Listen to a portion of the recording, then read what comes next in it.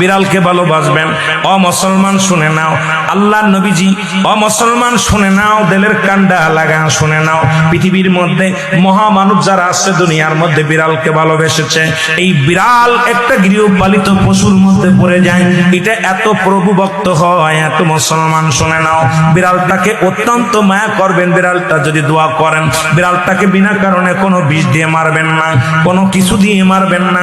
ও মুসলমান শুনে নাও, বিড়ালটাকে যত্ন করবেন। বিড়াল যদি অভিশাপ করে, বিলাই যেটা বলা হয়, অভিশাপ করলে সঙ্গে সঙ্গে আমার আল্লাহ কবুল করে নাই। বিড়ালের অভিশাপে মানুষ ফকির হয়ে যায়, বিড়ালের অভিশাপে মানুষগুলো ধ্বংস হয়ে যায়, বিড়ালের অভিশাপে দুনিয়ার সংসারের মতো অশান্তি লেগে যায়।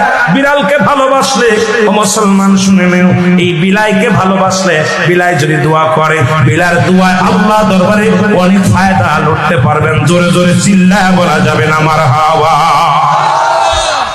এখানেও নবী বিড়ালকে ভালোবাসতেন। এখনো মক্কা মদিনা অসংখ্য বিড়াল আছে যারা মদিনায় গেছেন হজ করতে, আমাদের সভাপতি সাহেবও গেছে। অসংখ্য বিড়াল গুলো দেখবেন মদিনার মনোয়ারায়, রাসূলুল্লাহর রওজার আশেপাশে, কাবা শরীফের আশেপাশে অসংখ্য বিড়াল। ধরে বলেন ঠিক কিনা? এত সুন্দর বিড়াল যারা মক্কা মদিনায় দেখে আসছেন তাদের কাছে জিগাইবেন বিড়াল আছে কিনা আছে। এই বিলাইদেরকে ভালোবাসবেন। বিলাই কবি শব্দ